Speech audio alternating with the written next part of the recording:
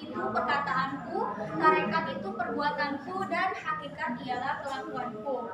Nah, di sini menurut Imam Al-Ghazali ada 3 langkah menuju Allah Subhanahu wa Ta'ala.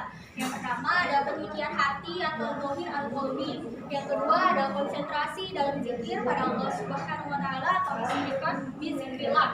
Dan yang ketiga ada panafilah atau kalian bisa lihat di PPT biar lebih jelas dan makalah, ada mencapai marifat kepada Allah Subhanahu wa Ta'ala. Dan menurut Harun Nasution, sebuah tarekat biasanya mengandung unsur syekh, upacara ritual atau bentuk zikir tersendiri. Terus sebagai tarekat itu ialah sebagai pembantu seorang hamba mencapai marifat. Selanjutnya, nah, jika dikaji secara sosiologis ataupun politis dengan lebih mendalam, terdapat hubungan antara latar belakang lahirnya tren atau pola hidup sofistik dengan perubahan dan dinamika kehidupan masyarakat. Yang pertama ada zamannya Bani Abbasiyah, yang dimana di sini ialah perubahan sosioekonomi dan politik dalam pemerintahan Bani Umayyah pada abad ketiga dan keempat adalah titik tolak kelancaran suatu aliran zuhud dan mengutamakan pembinaan rohani dalam Islam oleh ulama-ulama setempat. Yang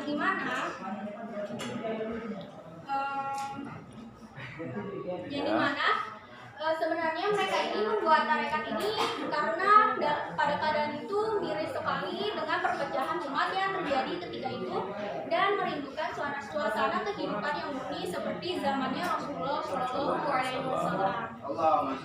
Yang kedua ada zamannya Bani Abbasiyah, yang dimana pemerintahan Bani Umayyah yaitu para zuhud yang terulung tampil di zaman ini, terutama di Basrah dan di Kufah. Pada zaman ini Sufi mulai berkembang dan berlaku zuhud ke peringkat marifat yang lebih dalam.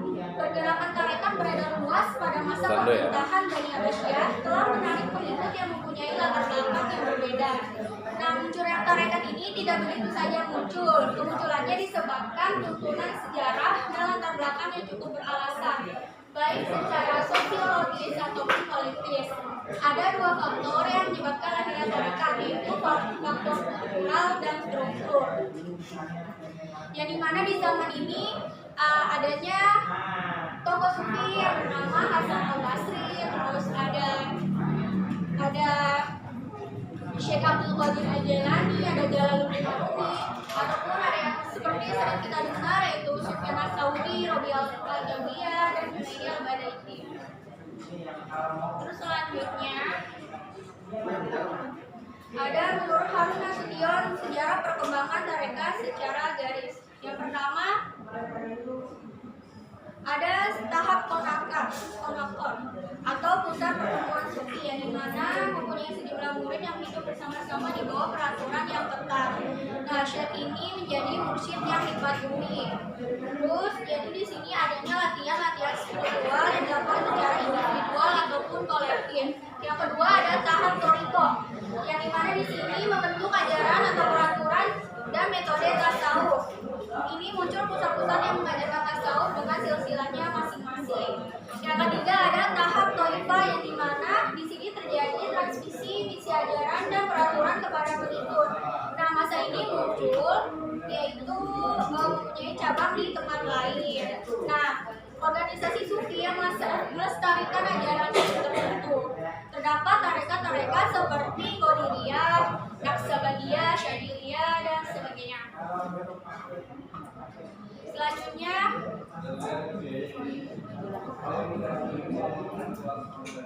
hubungan tarekat dengan tasawuf. Nah, pada intinya tarekat ini ialah cabang dari tasawuf, yang dimana bermula ketika kaum Sunni berhasil menggeser dinasti Syiah atau Bayazid di Baghdad pada tahun 1055, Fatimiyah di Mesir pada tahun 1171, dan juga masa penaklukan Mongol atas kota Baghdad pada 1298. Nah, masa ini berkembang dari 2 arah. Yang pertama dari Khorasan atau Iran dan Baghdad dari Irak. Tarekat-tarekat yang berkembang di Khorasan ini selalu berhubungan dengan Abu Yazid, sementara yang di Irak dengan Junaidi al-Baiti. Kalau misalnya para guru membentuk sistem pengajaran berdasarkan pengalaman kerohanian. Jadi cabang-cabang tarekat muncul melalui sistem ijazah, di mana murid diberikan izin oleh syekh dapat membuka tarekat baru.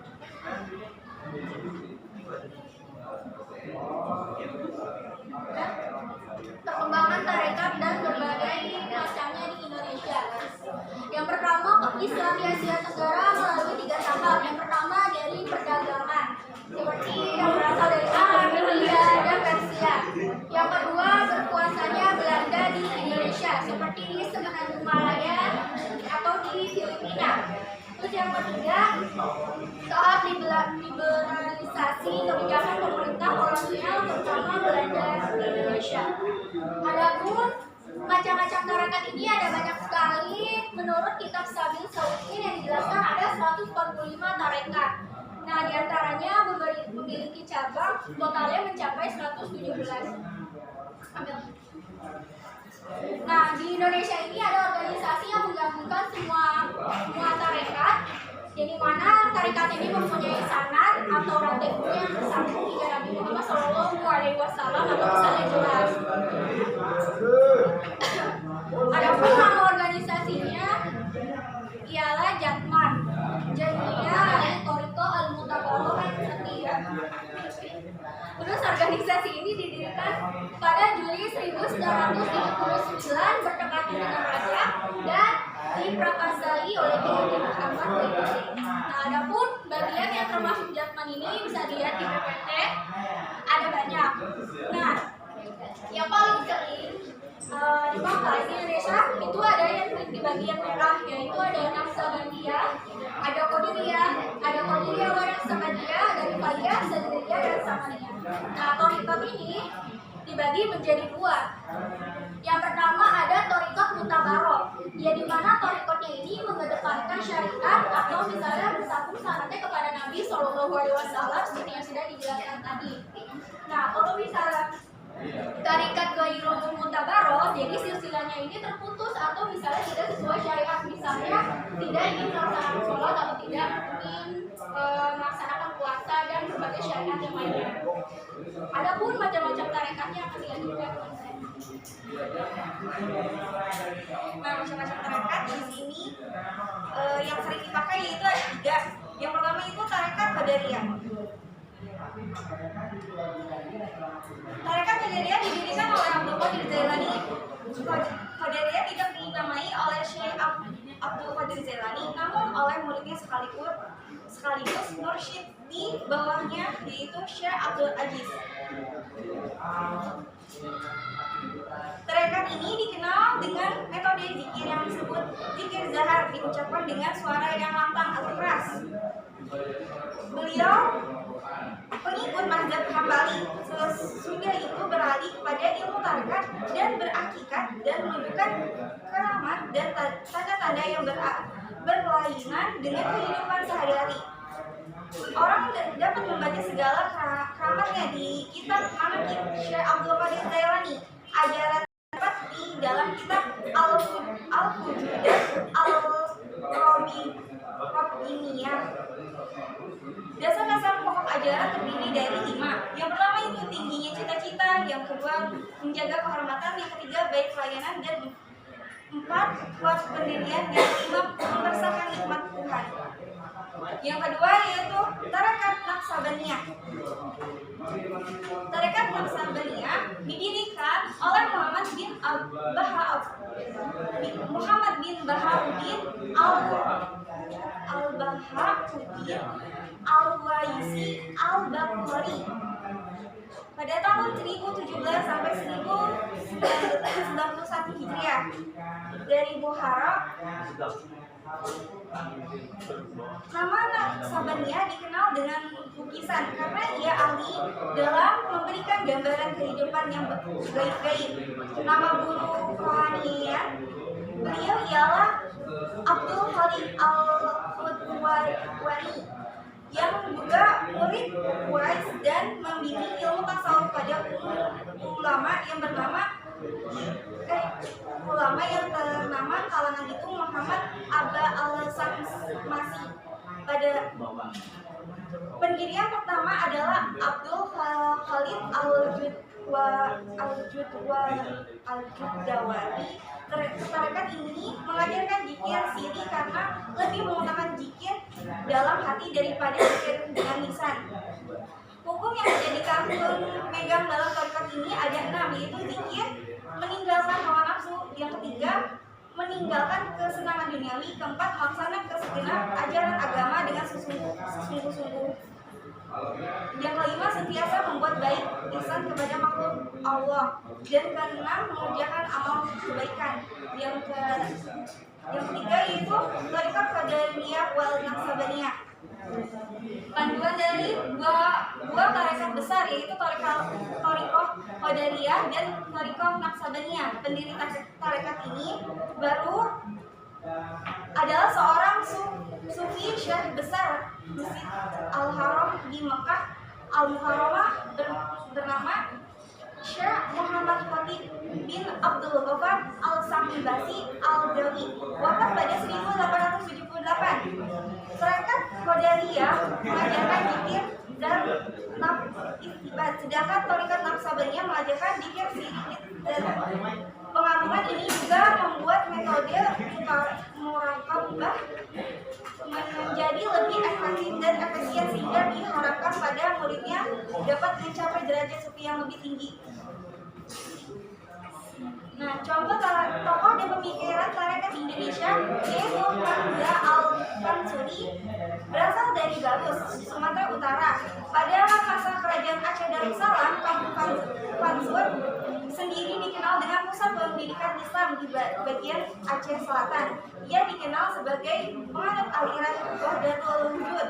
Ia dipengaruhi oleh doktrin dari bin Arabi. Wahdat al-Wujud yang sedang populer saat itu di Persia dan India selama abad ke-16. Tulisan tersebut ingin memperhatikan bahwa Fansuri memandang Tuhan sebagai iman dan segala hal. Tuhan dan alam hakikatnya adalah satu, yaitu Tuhan itu sendiri. Tuhan hakikat alam dan alam sebagai pencaranya. Ia dikenal sebagai penulisan pertama yang menulis tentang ide-ide panteisme dalam bahasa Melayu. Selain itu, Fansuri juga senang menulis puisi, namun memandang Fansuri dianggap sesat oleh Fansuri Al-Alim. Berikut istilah-istilah mereka berikut yaitu syariat. Itu mengajarkan kita untuk membenahi diri, ibaratnya kulit pada buah dan tubuh manusia. Yang kedua, tarekat untuk membenahi ibarat isi pada buah dan hati manusia. Yang ketiga, hakikat untuk berserah diri ibarat biji pada buah dan jiwa pada manusia. Yang keempat, marifat untuk mengajarkan kita untuk mengenali sejatinya diri ibarat sebuah rasa yang nikmat pada buah dan rasa batin yang kuat pada manusia. Menurut Al-Talaqqu, orang yang beribadah hanya dengan syariat dia akan menyembah kekosongan. Orang yang beribadah kepada makhluk thariqah, maka ia akan mengalaminya yang ia sembah. Orang yang beribadah kepada hakikat dia akan kembali kepada yang disembah, dan orang yang beribadah dengan marifat tidak akan lagi menghalang yang menghalangi antara penyembah dan yang disembah. Jadi kesimpulannya itu, tarekat adalah di mana suatu jalan yang ditempuh oleh seseorang untuk lebih mendekatkan diri kepada Allah Subhanahu wa Ta'ala. Kemudian di dalam pelaksanaan tarekat itu sendiri ada berbagai macam cara dan sangat beraneka ragam antara tarekat yang satu dengan tarekat yang lain. Di antara dengan metode wirid, tarian, khatib, dan dengan musik.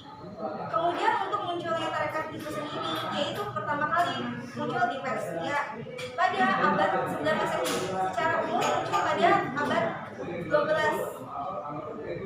mengalami perkembangan yang besar, dan yang dimana tujuan tarekat ialah untuk melatih jiwa dan memperbanyak zikir kepada Allah Subhanahu wa Ta'ala, sebagaimana dengan dicontohkan oleh Rasulullah SAW.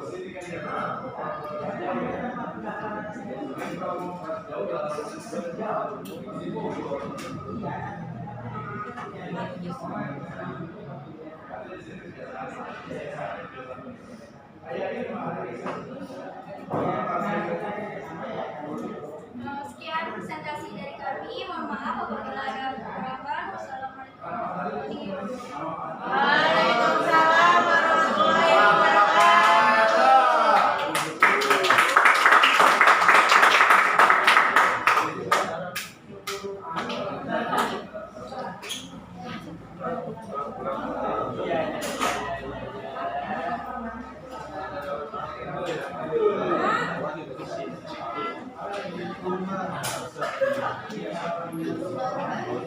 Assalamualaikum. Udah selesai nih. Terus luar biasa.